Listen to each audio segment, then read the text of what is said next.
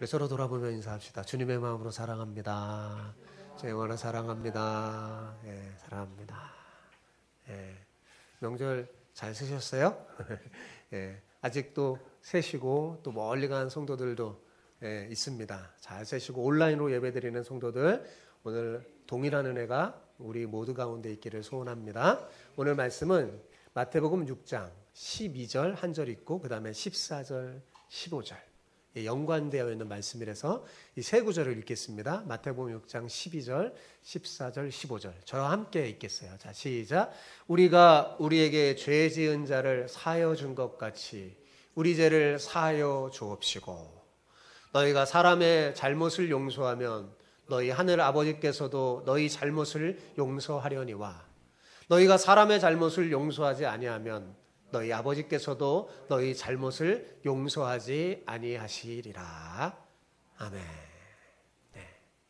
우리가 이 세상을 살아갈 때 때때로 누군가에게 상처를 받기도 하고 주기도 하며 삽니다. 그렇죠? 누군가에게 상처를 받지 않은 사람도 없고 누군가에게 상처를 주지 않는 사람도 없습니다. 문제는 이 상처의 기억이 우리의 그 마음의 감옥을 만들어서 우리로 하여금 하나님이 주신 천국을 누리지 못하게 한다는 데 있습니다. 여기에서 벗어나서 여러분 참 자유와 천국을 누리려면 우리는 서로 용서하는 삶을 살아야 합니다. 이것을 누구보다 잘 알아서 실천했던 사람이 남아프리카 공화국의 데스몬드 투투라고 하는 성공의 주교예요. 사실 여러분 남아프리카 공화국은 아파르테이트라는 인종차별 정책으로 백인들에 의해서 흑인들이 정말 차별을 많이 받고 상처가 깊은 그런 나라였습니다. 투투 주교는 이런 상처 깊은 나라를 넬슨 만델라 대통령과 함께 진실과 화해위원회라는 것을 만들어서 위원장으로 활동하면서 복수가 아닌 화해와 용서로 국민 통합을 이루는데 앞장섰어요. 그 공로로 1984년 노벨 평화상을 수상한 인물입니다. 당시 만델라 대통령이 흑인이잖아요. 대통령으로 당선되자 수많은 사람들이 야 이제 이 남아프리카 공화국에는 끔찍한 보복이 일어나겠구나. 피해 보복이 일어나겠구나. 이렇게 생각했는데 복수가 아닌 용서와 화해로 풀어내는 놀라운 아량을 보여주면서 세계를 놀라게 했어요. 그래서 뉴스들이 우리 대한민국에도 막 뉴스에 막 나오기 시작했죠. 이 투투라는 주교가 그동안 남아프리카 공화국에서 일어났던 모든 인종차별 그 범죄를 공개하면서 가해자들과 피해자들을 만나는 자리를 마련했어요. 가해자들이 자신의 죄를 참회하고 용서할 때 피해자들이 용서해 줌으로 처벌하지 않게 하기 위해서 이 위원회를 만든 것입니다. 사람들은 이것이 정말 가능할까 했지만 정말 가능해졌어요. 그때 이 투투를 통해서 우분투라는 말이 세상에 화제가 되기 시작했습니다. 이 우분투 들어보셨나요? 이 우분투라는 말은 아프리카 은근히 부족의 말로 우리가 있기에 내가 있다라는 뜻이에요. 예. 언젠가 우리나라 JTBC 뉴스에도 이 이야기가 한번 나온 것 같아요. 이 투투 주교가 이런 얘기를 했습니다. 우리는 누군가를 굉장히 높게 칭찬하고 싶을 때 우분투가 있는 사람이다 라고 말합니다. 뭐가 있는 사람이요? 우분투가 있는 사람이라고 말한대요. 그러면 그 사람은 관대하고 친절하고 상냥하고 사려가 깊고 공감 능력이 있다는 뜻입니다. 그 사람은 자기 안에 무언가를 다른 사람과 나눕니다. 한마디로 이렇게 말합니다. 나라는 사람은 당신과 얽혀 있고 당신이라는 사람과 끊어질 수 없이 연결되어 있습니다. 이렇게 말했어요. 그가 이 우분투라는 말을 통해서 말하고자 한 것은 뭐냐면 이 진실과 화해위원회에 모인 이 피해자들이 우분투가 있는 사람이 되어서 자신들에게 상처 준 사람들을 용서하자는 제안이었어요. 이에 피해자들이 놀랍게 기꺼이 이 주교의 말에 응해서 그들을 용서해주는 사건이 벌어졌습니다. 그래서 오늘날 평화로운 남아프리카 공화국이 된 거죠. 여러분, 이 우분투라는 말이 이 투투 주교가 처음 쓴 게 아니에요. 이 말이 세상에 알려지게 된 것은 한 인류학자의 경험담이었습니다. 그가 아프리카의 어느 부족을 방문했을 때 찾아갔을 때 일이었어요.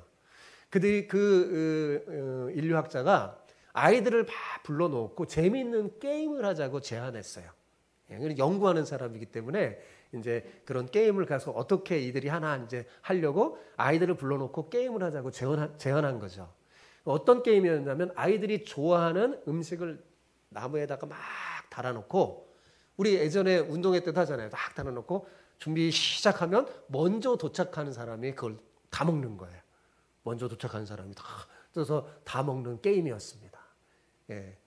그래서 게임을 딱 설명해 줬어요. 다 설명해 주고, 자, 시작하면 뛰는 거다 하면서 시작하자 이 인류학자가 굉장히 당황했습니다.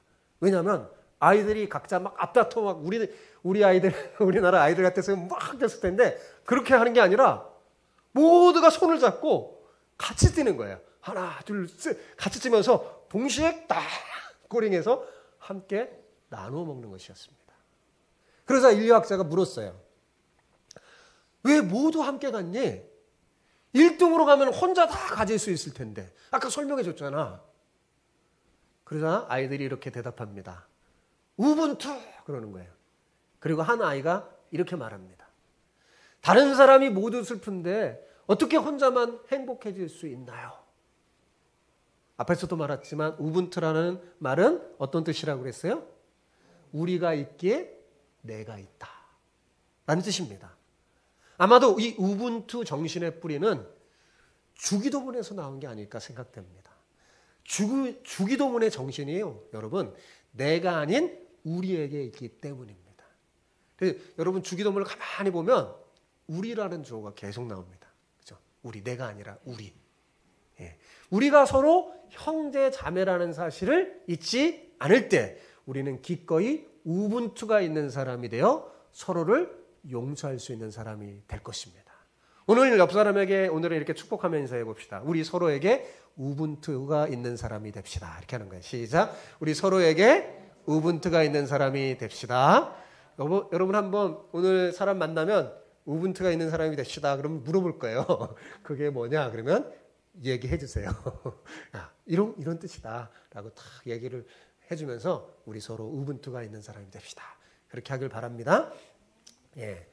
자, 지난 우리 시간 주기도문에서 하나님을 위한 기도 제목만이 아니라 우리를 위한 기도 제목도 어떤 주제와 깊은 관련이 있다고 그랬어요? 하나님, 나라. 그죠? 주기도문의 전체 주제가 뭐라고요? 하나님, 나라라고 그랬습니다. 오늘 우리가 살펴본 주기도문의 5번째 기도 제목인 용서에 대한 기도 역시 하나님 나라와 깊은 관계가 있습니다. 여러분, 왜냐하면 하나님 나라는 누가 들어가는 나라일까요? 하나님 나라는 회개하고 용서받은 자들이 들어가는 나라이기 때문입니다. 그렇죠? 하나님 나라는 회개하여서 용서받은 사람이 들어가는 나라예요. 그래서 예수님의 첫 복음 선포가 뭐였어요? 회개하라, 천국이 가까웠느니라. 하나님 나라는 용서받은 사람이 들어간 사람이에요. 자기 죄를 회개하고 하나님께 용서받은 사람이 들어간 나라예요. 그렇습니다. 하나님 나라는 회개하여 용서받은 자들이 들어가서 어떻게 살까요? 서로 용납하며 용서하며 사는 나라입니다. 이게 하나님 나라의 큰 특징이에요. 만약 용서받은 자들이 용서하지 못하고 산다면 어떻게 그 나라가 하나님 나라가 되겠습니까? 그죠? 그러므로 이 땅에서 하나님 나라를 경험하려면 우리는 어떻게 살아야 될까요? 서로 용납하고 용서하며 살아야 됩니다. 그런데 문제는, 자, 용서하며 산다는 게 쉽나요? 어렵나요? 어렵죠. 예, 무척 어렵습니다. 특히 나에게 깊은 상처를 주고 죄 지은 그 사람을 용서한다는 것은 정말 어렵습니다. 예. 더군다나 그 사람이 너무나 뻔뻔하면 더 어렵죠. 예. 우리가 어떻게 이들을 용서할 수 있을까요? 여러분, 우리의 힘으로는 불가능한 거죠. 그래서 예수님은 우리에게 뭐 어떻게 해요? 이것을 위해 뭐 하라고? 기도하라고 하신 겁니다. 우리의 힘으로 안 되니까 기도하라고 한 거예요. 여러분, 기도를 통해 내가 얼마나 엄청난 큰 죄를 용서받은 사람인지 깨달아야 비로소 우리는 누군가를 진정으로 용서해 줄 수 있는 마음이 생깁니다. 여러분, 우리가 누군가를 용서하지 못하는 가장 큰 이유가 뭔지 아세요? 그것은 자신이 얼마나 큰 죄를 용서받은 사람이라는 걸 잊어버리고 살기 때문에 그렇습니다.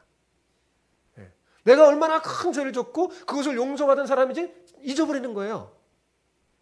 그런데 기도를 하잖아요? 그러면 하나님의 빛이 우리 속으로 들어와요. 하나님의 빛이 우리 속으로 딱 들어오지 않으면 우리는 자신이 얼마나 큰 죄인지 알 수 없습니다. 그런데 기도를 통해 하나님이 빛이 우리 속으로 싹 들어오면 알게 돼요. 야, 내가 이렇게 엄청난 큰 죄인인데 용서받은 사람이구나. 그런 마음이 들면 어때요?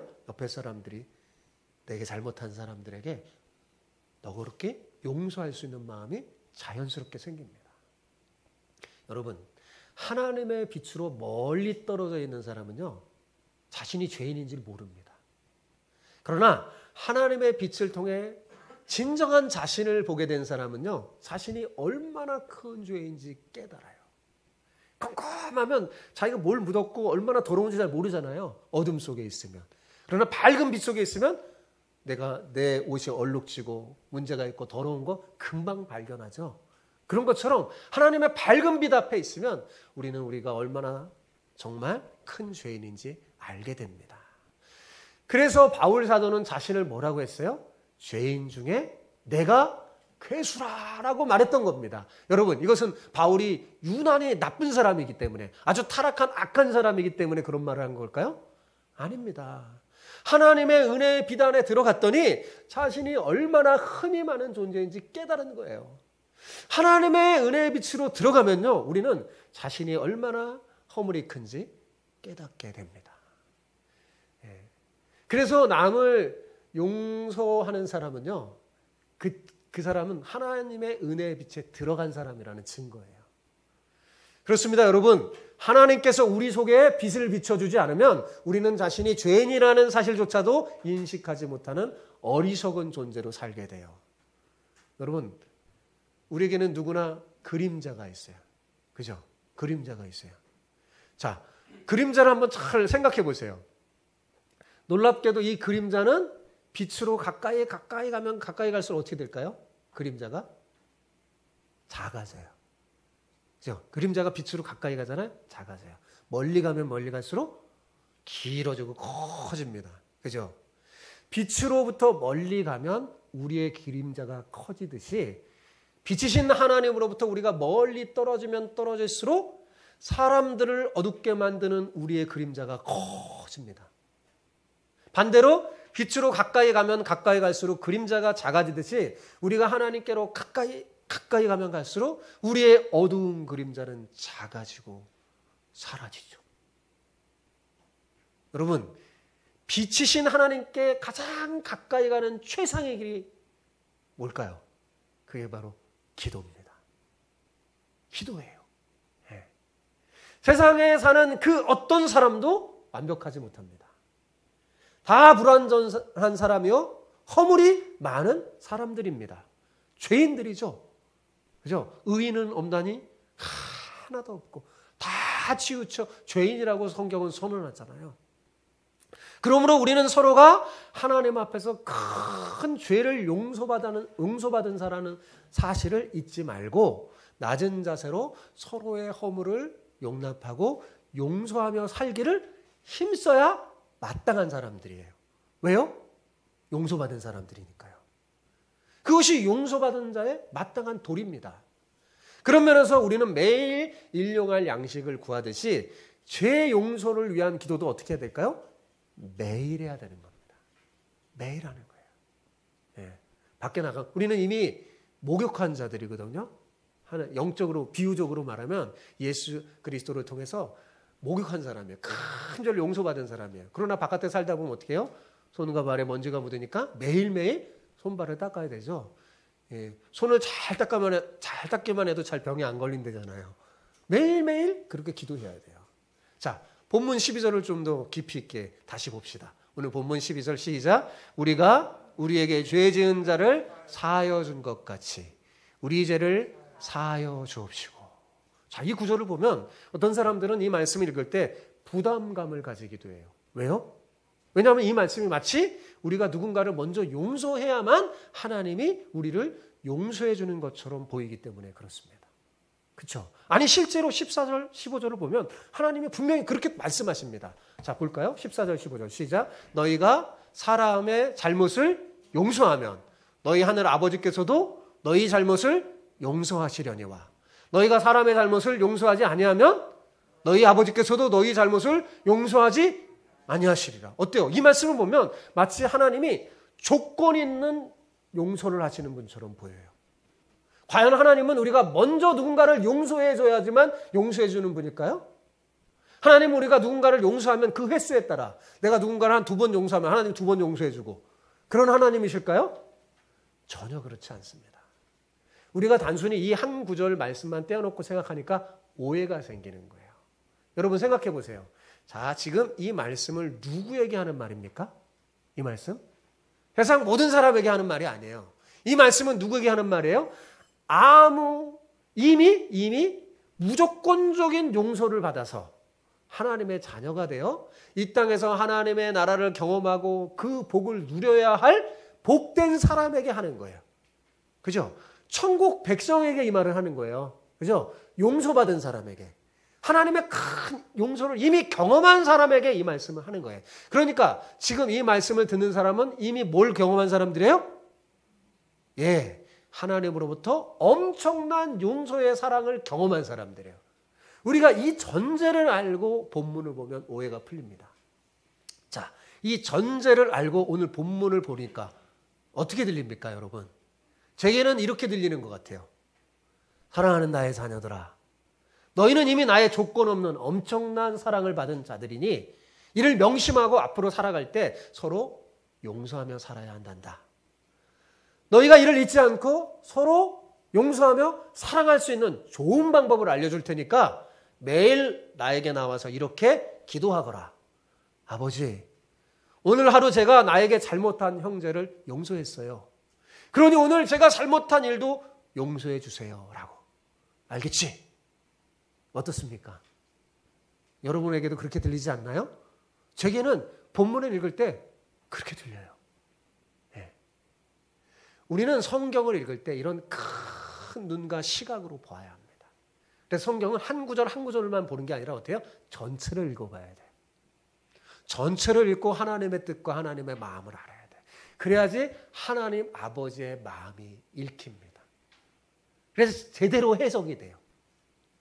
자, 우리는 이미 한 번의 큰 용서로 하나님의 자녀가 되었지만 어때요? 한 번 큰 용서가 하나님 자녀가 된 뒤에 전혀 죄를 짓지 않나요? 그렇지 않죠? 우리의 연약함으로 계속 죄를 지으며 살 수밖에 없어요. 또 죄져요. 네. 그럼 어떻게 할까요? 또 용서받아야 되잖아요. 그죠? 또 용서받아야 돼. 그래서 우리는 한 번 용서받고 끝나는 사람이 아니라 계속 용서받아야 하는 겁니다. 그래서 구원파가 이단인 거예요. 여러분, 이것을 너무나 잘 아시는 주님께서 오늘 말씀을 통해서 용서받은 자가 해야 할 기도에 대해서 가르쳐 주신 겁니다. 그런데 우리가 자주 잊어버리는 연약한 사람이라는 것을 잘 아시는 주님은 이것을 잊어버리지 않도록 마태복음 18장에서 다시 한번 용서에 대한 말씀을 언급합니다. 예. 그리고 자주자주 성경에 반복해서 하나님이 언급하세요. 그때 여러분 마태복음 18장에 보면 어떤 내용이 나오냐면 베드로가 예수님께 묻습니다. 뭐라고 묻냐면 주님, 형제가 내게 잘못하면 몇 번이나 용서해 줘야 합니까? 7번까지 용서하면 될까요? 이렇게 물어봐요. 그러자 예수님은 어떻게 대답했어요? 7번뿐만 아니라 70번씩 7번이라도 용서해 줘라 라고 말했습니다. 여러분, 이스라엘 사람, 당시 이스라엘 사람들은 형제가 죄를 지면 3번까지 용서해 주라고 랍비들이 가르쳤어요. 그런데 베드로는 그보다 더 인심을 써서 어떻게 해요? 7번까지 용서하겠다고 하니까 굉장히 참 주님께 칭찬받을 거라고 생각하면서 이렇게 대답한 것 같아요. 예수님, 7번 용서해 줄까요? 그랬어요. 그러나 예수님은 베드로에게 뭐라고 말합니까? 70번씩 7번이라도 용서해 줘라. 이게 무슨 말이에요, 여러분? 무한히 용서해 주라는 거잖아요. 그죠?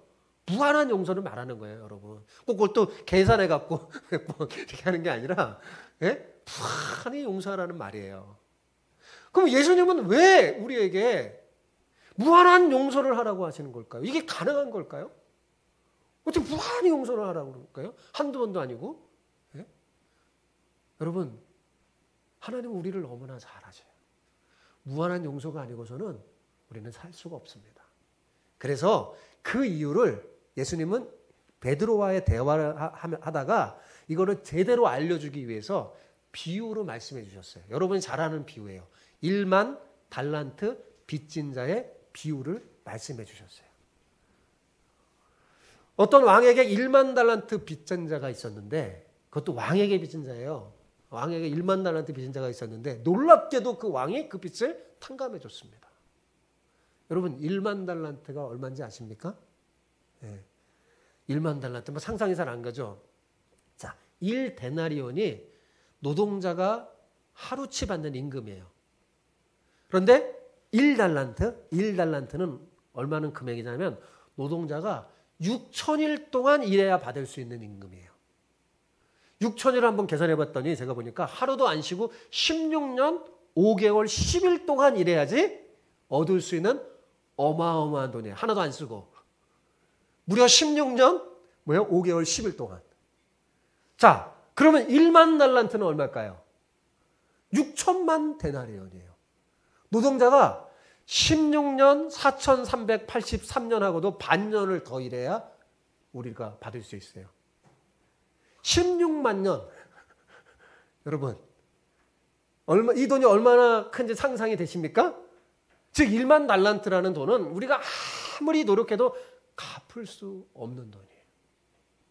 그런데 자비로운 왕이 불쌍히 여겨서, 불쌍히 여겨서 어마어마한 빚을 다 탕감해 줬죠. 그런데 이 사람에게는 100데나리온 빚진 사람이 있었습니다.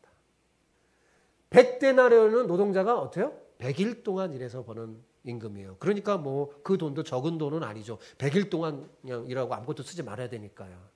그러나 자신이 탕감받은 돈에 비하면 어때요? 아무것도 아니죠. 그죠? 비교가 안 되잖아요. 예? 그런데 그는 자기에게 빚진 자가 빚을 갚지 못한다고 해서 어떻게 했어요? 무자비하게 감옥에 가둡니다. 갚을 때까지. 이 사실을 알게 된 왕이 화가 나서 그를 불러 1만 달란트를 다 갚도록 감옥에 다시 가둬버렸어요. 예수님은 이 비유를 통해서 하나님께 엄청난 죄를 용서받은 사람들이 형제나 이웃의 작은 죄를 용서하지 않는 게 얼마나 파렴치한 일인지 보여준 거예요. 얼마나 말이 안 되는 일인지 보여주는 거예요. 여러분, 다른 사람의 죄를 용서하지 않고 우리가 어떻게 하나님 앞에서 내 죄를 용서해 주십시오 이렇게 기도합니까? 파렴치한 거 아니겠어요? 얼마나 하나님이 가증하겠어요. 하나님 우리 엄청난 큰 죄를 용서해 줬는데 우리는 작은 죄 하나도 용서하지 못하면서 어떻게 살겠습니까? 그것을 비유로 알려줬어요. 여러분, 자기 죄가 얼마나 심각한 자인지 알고 있는 사람은요, 다른 사람이 나에게 저지른 죄를 용서하지 않을 수 없습니다. 누군가를 용서하려면요, 우리는 그 사람보다 더 커져야 돼요. 그를 용서하고 품을 수 있는 만큼의 크기가 내 속에서 생겨야 돼요. 자, 그럼 그 사람보다 커질 수 있는 마음은 내 속에서 올까요? 외부로부터 올까요? 외부로부터, 하나님으로부터 오는 거예요. 하나님으로부터. 하나님이 주시지 않으면 우리는 이 큰 마음을 갖지 못해요. 누가 용서할 수 있을까요? 용서를 경험한 사람이 할 수 있습니다. 하나님의 용서를 경험한 사람만이 자신에게 잘못한 자들을 용서할 수 있고 다른 사람을 용서할 수 있는 사람만이 기꺼이 하나님 앞에 나아가서 또 진정한 용서를 구할 수 있는 겁니다. 이것이 주님이 오늘 가르쳐주신 기도의 핵심이에요. 자, 우리는 끊임없이 용서를 받아야 할 존재죠. 그죠? 우린 끊임없이 죄를 지니까요. 끊임없이 실수하잖아요. 예수님이 아니고서는 우리는 끊임없이 용서를 구해야 하는 존재입니다. 용서받아야 돼요. 만약 하나님의 용서가 한순간이라도 멈춰버리면 허물과 죄악 투성인 우리는 죽을 수밖에 없을 겁니다. 우리가 이 하나님의 용서를 끊임없이 누리면서 형제의 죄를 용서하지 않는다는 게 얼마나 큰 잘못인지 여러분 늘 기억하면서 우리는 서로 용납하고 용서하는 삶을 살아야 합니다. 여러분, 은혜의 뿌리, 복음의 핵심에는 용서가 있는 거예요. 하나님 우리를 용서했기 때문에 우리가 하나님의 자녀가 된 거잖아요. 그죠? 용서가 전제된 거예요. 우리 안에 용서가 없다면 그러니까 어떤 사람일까요?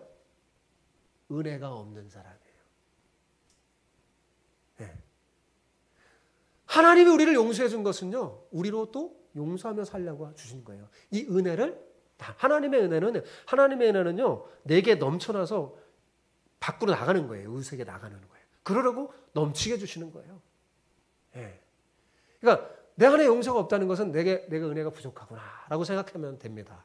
우리가 우리에게 죄 지은 자를 용서하지 못한다는 것은 우리 스스로 은혜를 걷어차는 거예요. 은혜를 멸시하는 거죠. 그 사람이 어떻게 하나님의 은혜를 또다시 받을 수 있겠습니까? 그러니까 우리가 하나님의 은혜를 풍성히 누리려면 어떻게 돼요? 용서를 해야 돼요. 용서해야 돼요. 예수님은 우리에게 용서에 대한 기도를 가르쳐주면서 우리의 죄라는 표현을 썼어요. 그죠? 내 죄라는 말씀하지 않았어요. 내 죄. 그래서 우분투 정신이 여기서 나온 것 같아요. 네, 내 죄. 근데 우리는 자주 오늘날 현대인들은 자꾸 구분합니다. 내 죄, 남의 죄. 완전히 개인주의화 됐죠. 그래서 제가 전에 얘기했잖아요. 우리나라는 예전에는 원래 이 공동체 정신이 있었던 나라입니다. 근데 서양 문물이 오고 막 시대가 발전하면서 이 공동체 정신이 좀 사라지고 너무 지극히 개인화돼 버렸어요. 구분해요. 내 죄, 네 죄. 이렇게 자꾸 구분하려고 그래요. 이건 내 죄가 아니라 저 사람 죄예요. 제가 잘못한 게 아니에요. 청아가 잘못했어요. 자녀 막 키워보세요, 형제들을. 아니에요. 내가 한 그런 게 아니에요. 이렇게 말해요. 왜 그 사람의 죄를 가지고 내게 뭐라고 그러세요? 이렇게 우리는 말하잖아요. 그런데 여러분, 우리는 이렇게 죄 문제에 대해서 철저하게 내 죄, 남의 죄 막 구분하려고 하는데 예수님은 이렇게 말합니다. 내 죄가 아니라 우리의 죄를 사하여 달라고 기도하라고. 왜 그렇게 가르치는 걸까요? 꼭 내가 죄를 짓지 않아도 죄 지은 그 사람이 하나님의 자녀라면 그런 내 형제요, 그의 죄가 곧 우리 가족의 죄요, 우리의 죄이기 때문입니다. 그래서 성경을 읽어보면 거룩한 하나님의 사람들이 자기가 짓지도 않았는데 자기 조상의 죄, 다른 형제의 죄를 가지고도 마치 자기가 지은 것처럼 막 울면서 회개합니다. 용서해달라고. 그죠? 네. 자, 여러분 이걸 쉽게 한번 이해하려면 여러분은 자녀를, 여기 부모님 된 여러분, 자녀를 기를 때 자녀를 몇 번 용서해 줬습니까? 몇 번 용서해 주셨어요? 우리 권사님들? 몇 번? 셀 수도 없죠? 네. 아마 셀 수 없이 용서해 주셨을 겁니다. 여러분, 가정은 용서를 잘하지 못하는 우리에게 용서를 실천할 수 있게 주신 하나님의 선물이에요. 부모가 되기 전에는, 가정을 이루고 자녀를 낳아 부모가 되기 이전에는 잘 용서하지 못한 우리가 부모가 된 후에는 어떻습니까? 수없이 자녀의 잘못을 용서해 줍니다. 그래서 용서해 주면 살아요. 만약에 남이라면 그렇게 하지 못했겠죠. 남이라면. 다른 사람의 죄는 뭐예요? 마음에 담아두죠. 세요. 네, 담아두죠. 근데 내 자녀의 죄는 기억해 안 해요. 셉니까? 혹시 자녀 죄 이렇게 수첩에다 세요? 내 자녀가 몇 번 잘못했는지 막 셉니까? 그런 부모 없을 겁니다. 그죠? 세지 않아요. 왜요? 내 사랑하는 아들이니까. 내 사랑하는 딸이니까. 사랑하는 가족이기 때문에 그렇습니다. 그래서 여러분, 가정을 이루고 부모가 왜 하나님은 가정을 주냐? 하나님 마음을 그때 알아요. 하나님 흉내를 조금 낼 수 있어요. 부모가 가장 하나님의 그 마음과 흉내를 낼 수 있는 자리인 것 같아요. 자녀를 낳아 부모가 되면 하나님의 마음을 조금 합니다. 네, 그래서 부모가 되니까 어때요? 무조건적인 용서를 해주죠. 만약에 우리가 부모가 되지 않고 자녀를 안 낳으면 무조건적인 용서 못했을 겁니다. 근데 하잖아요. 여러분 이미 실천하고 있어요. 여러분 사랑하는 가족이면 끊임없이 용서하며 살 수 있습니다. 우리의 문제는 우리에게 죄 지은 자가 하나님 나라의 한 가족이라는 사실을 잊고 사는 겁니다. 하나님은 예수님을 십자가에 못 박은 우리를 당신의 자녀로 삼아주셨는데 우리는 그런 은혜를 받고도 나는 나고 너는 너고 라고 자기중심적으로 사람을 보니까 용서하기 힘들다고 말합니다. 용서받는 것만이 은혜가 아니라 용서하는 것도 엄청난 은혜입니다. 우리가 용서받고 용서를 할 때 비로소 더 큰 하나님의 은혜가 우리 마음속에 쏟아져 부어지는 거예요. 우리가 용서할 때요 놀라운 일이 벌어집니다. 하나님 나라를 경험하게 돼요. 예수님께서 우리가 서로 용서하는 삶을 살면 그렇게 살면서 지금 하나님의 용서의 은혜를 구하라고 지금 가르쳐 준 거잖아요. 오늘 본문의 기도가. 그죠? 우리가 우리에게 죄 지은 자를 사하여 준 것처럼 우리가 스스로 그렇게 용서하는 삶을 살면서 너희들 가서 하나님께 용서해달라 그렇게 구하라 그렇게 가르쳐 준 거잖아요. 그것은 바로 이 용서의 삶이 하나님 나라를 세우고 확장하는 일이기 때문입니다. 그래서 하나님 나라 주제하고 연결된 거라고 제가 한 거예요. 하나님께서 끊임없이 우리에게 용서를 베푸신 이유는 뭐냐? 우리도 그렇게 서로 용서하며 살게 하기 위함입니다. 그렇게 하나님의 나라를 확장하기 위해서예요. 우리가 서로 용서하면 하나님의 용서를 받고 그렇게 사는 것, 이것은요 전혀 다른 새로운 삶으로 진입하는 겁니다. 세상은 잘 못해요. 세상의 가치관을 버리고 새로운 하나님 나라의 가치관의 길로 들어서는 길이 바로 주님이 가르쳐 주신 이 기도의 핵심이에요. 서로 용서하고 용납하는 삶. 용서는 우리가 이제까지 가보지 않았던 새로운 삶으로 들어가 천국을 경험하는 일입니다. 우리가 주님께서 가르쳐 주신 대로 진실한 마음으로 용서받은 자가 해야 할 이 기도를 하면서 산다면 여러분 우리는 더 큰 하나님의 놀라운 은혜를 체험하면서 하나님 나라를 확장하는 그런 사람이 될 것입니다. 우리는 이따금 격에 맞는 삶을 살자라는 표현을 쓸 때가 있습니다. 그죠? 격에 맞는 삶을 살자. 이는 그 사람이 어떤 위치에 있는가에 따라 요구되는 삶의 방식이 있음을 두고 하는 말이에요. 그 위치에 섰으면 그 위치에 맞게 살아야 된다는 거죠. 하나님의 은혜로 용서함을 받아 하나님의 자녀가 된 우리는 어떤 위치에 있는 사람일까요? 자, 골로새서 3장 12절 14절을 보십시오. 자, 오늘 마태복음의 이 말씀을 실천할 수 있도록 주신 말씀이 이 골로새서의 3장 12절의 말씀이에요. 같이 읽어봅시다. 시작. 그러므로 너희는 하나님이 택하사 거룩하고 사랑받는 자처럼 긍휼과 자비와 겸손과 온유와 오래 참음을 옷 입고 누가 누구에게 불만이 있거든 서로 용납하여 피차 용서하되 주께서 너희를 용서하신 것 같이 너희도 그리하고 이 모든 것 위에 사랑을 더하라. 이는 온전하게 매는 되니라. 자, 우리가 누굽니까? 하나님의 선택받은 거룩하고 사랑받은 자녀입니다. 우리가 잘나서 그랬을까요? 전혀 아니에요. 우리가 하나님께 얼마나 못되게 구르고 하나님 앞에 진 빛이 1만 달란트라니까요. 하나님의 마음을 속상하게 하고 하나님을 슬프게 한 죄가 1만 달란트라니까요. 엄청난 무게에 진 그 빚인데도 하나님이 그걸 다 탕감하고 우리를 선택해서 거룩하고 사랑받는 자녀로 삼아주셨어요. 여러분 이 세상에 이거보다 더 좋은 위치가 어디 있습니까? 그러면서 하나님은 우리의 이 격에 맞는 하나님의 자녀의 격, 최고의 격이잖아요. 그죠? 천국 백성 최고의 격이잖아요. 이 격에 맞는 새로운 옷을 만들어 주셨어요. 그 옷의 이름이 뭔지 아세요?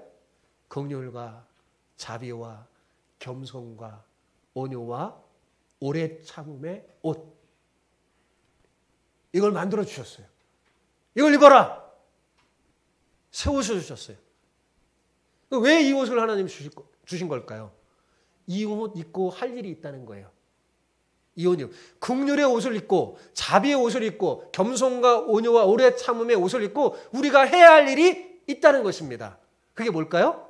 서로 용납하고 용서하는 일이라는 거예요. 누가 누구에게 불만이 있거든 우리가 사는 세상에는 이럴 수밖에 없어요. 누가 누구에게 불만이 있을 수밖에 없어요. 서로 상처 주고 상처받으니까요. 그러면 그때 어떻게 해요? 이혼 있고 어떻게 해요? 서로 용납하고 피차 용서해라. 어떻게 해요?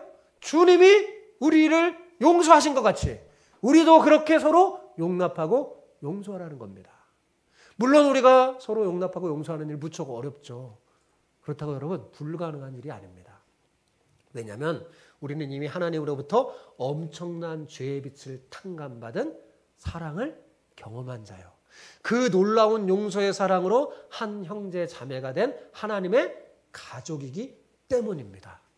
투투라는 주교가 보여줬잖아요. 남아프리카 공화국이 보여주잖아요. 예. 우리는 성경의 말씀을 불가능하다고 치부합니다. 불가능하지 않아요. 충분히 할 수 있는 일입니다. 그래서 성경은 우리에게 이 모든 것 위에 뭐를 더하라? 사랑을 더하라고 한 겁니다. 이것은 서로 용납하고 용서하는 일이 자신의 힘으로 억지로 하는 일이 아니라 하나님이 주신 사랑의 힘으로 가능한, 그러니까 하나님이 주신 사랑의 힘으로 하라는 말입니다. 너 자신의 힘으로 하지 말고 하나님이 주신 사랑의 힘으로 하라는 거예요. 사랑은 모든 성품과 행위의 근본 뿌리입니다. 사랑은 모든 것을 완전하게 매는 띠입니다. 사랑으로 행할 때 비로소 모든 게 완전해지는 거예요. 사랑으로 하지 않으면 미완성입니다. 그래서 사랑이 없으면 성경은 아무것도 아니라 사랑이 없으면 탈이 납니다. 아무리 좋은 것을 행할지라도 사랑이 없으면 무용지물이 됩니다. 그런데 이 사랑이 뭐예요? 우리의 사랑이 아니라 하나님의 크신 사랑이 내게 충만하게 부어져야 되죠. 자, 이 세상은 어떤 세상이에요? 오직 자신만 살려고 몸부림치며 지옥 같은 세상에서 무한 경쟁하며 사는 세상 속에 여러분 살고 있잖아요. 그 속에서 하나님의 놀라운 사랑을 받은 우리가 해야 할 일이 뭐예요? 서로 용납하고 용서하는 일을 통해 우분투가 있는 사람이 되어야 할 것입니다. 우리가 용서함을 받은 형제 자매가 되었다는 사실을 잊지 말고 우리가 서로에게 기꺼이 우분투가 있는 사람이 되어 주기도문의 이 삶을 내 삶 속에 실천한다면 주님의 뜻이 이 땅에 이루어지는 하나님의 나라가 바로 우리를 통해서 이루어질 거예요. 여러분, 이 일은 누가 해야 되는 일이에요? 우리가 해야 될 일입니다. 용서받은 우리. 아직 용서하면 하나님의 크신 은혜와 용서받는 경험이 없는 저 사람들은, 어둠 속에 사는 사람들은 몰라요. 잘 못할 거예요. 그러나 우리는 빛 가운데로 온 사람들이잖아요. 주님의 빛을 더 듬뿍 받아 여러분 이 예수님의 넓은 마음, 긍휼과 자비와 겸손과 온유와 오래 참음을 옷 입고 주님이 주신 그 사랑을 더하여 서로 용납하며 우리 서로 사랑합시다. 예, 오늘 말씀 듣고 혹시 답답해서 누군가 그래서 여러분 마음이 굳어진 사람이 있다면 오늘 이 말씀을 듣고 여러분의 마음을 풀길 바랍니다. 그리고 용납하고 용서해 보세요. 여러분의 마음에 하나님의 나라가 올 것입니다. 그리고 여러분을 통해서 하나님의 나라가 확장될 거예요. 그런 우리 주와 함께 모든 성도가 되기를 주의 이름으로 축원합니다.